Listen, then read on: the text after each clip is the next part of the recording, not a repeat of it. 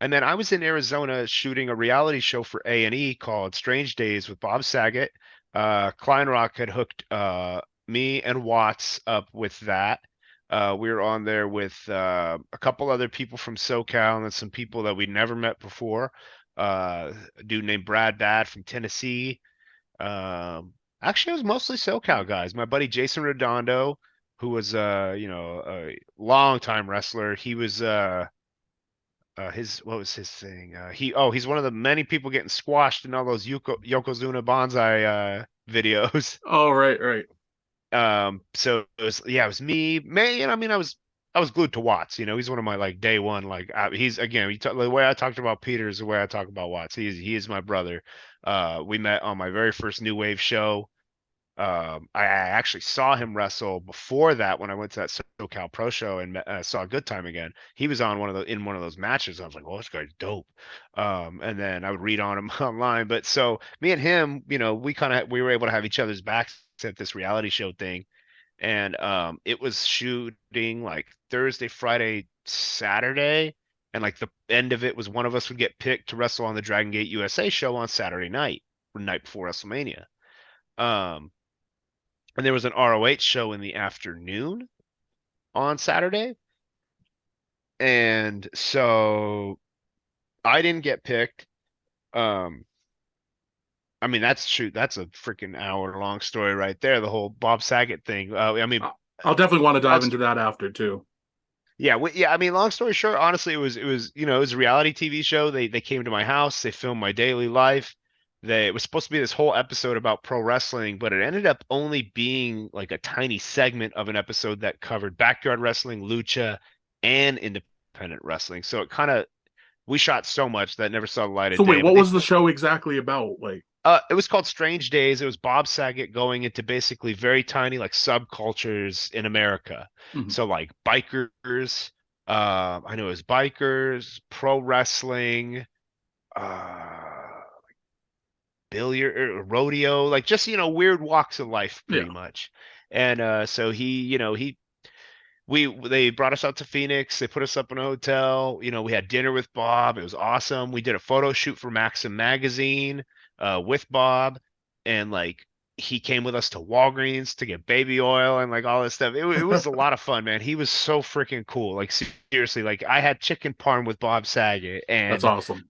we had a blast, man. And me and Watts had a good time. We got really really close as friends on that trip because of feeling like kind of felt like we were up against the wall a few times. I remember I got heat right away because we were doing the photo shoot for the Dragon Gate US. It was in the Dragon Gate USA ring, and they had just gotten a new mat, and like the red paint on it was ruining all the gear that we had spent a lot of money on each of us to be on this TV show, and to try out for this company. And the freaking ring is like getting red paint all over us.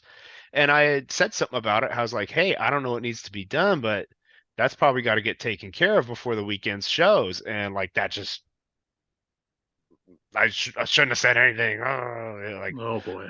yeah, I had really pissed off Gabe Sapolsky, who was in charge of Dragon Gate USA at the time, and that weekend specifically, and he was one of the judges for who would be picking the judges for who would get chosen to wrestle Yamato, I believe.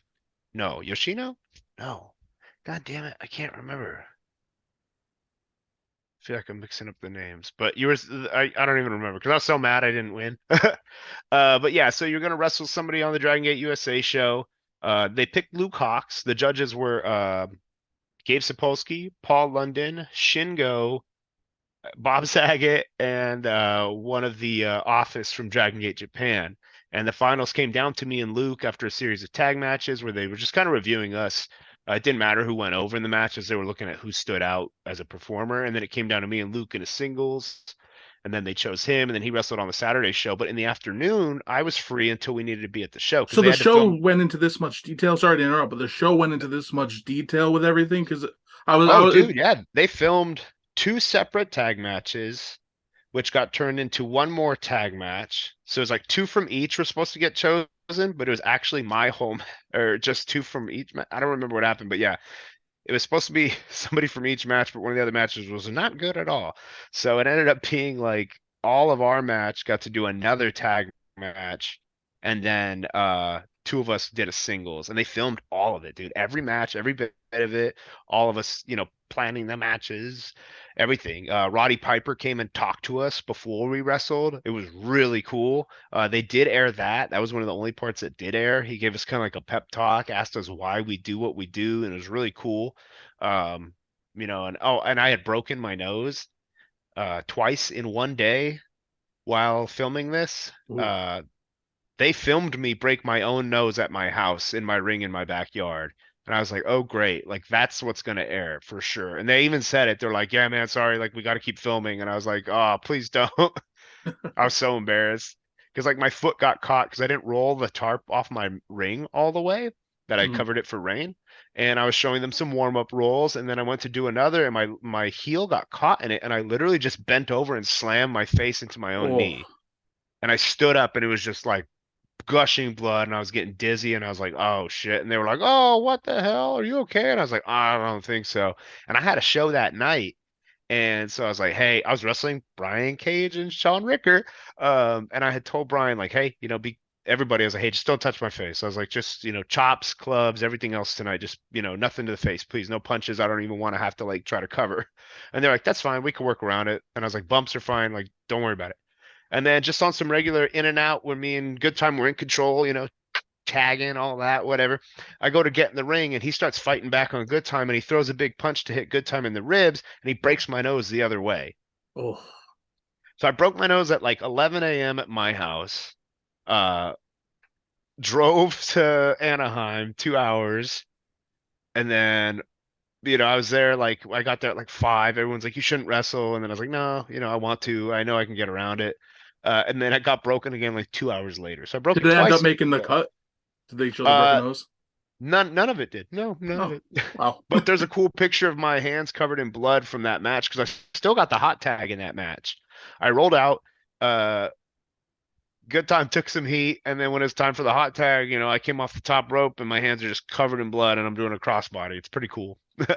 But yeah, so that's all that made the episode was me looking at Roddy Piper during the pep talk with two completely black eyes and like the ugliest nose you've ever seen. Wow, that's crazy. And then you had the That's all tag that made the match. cut.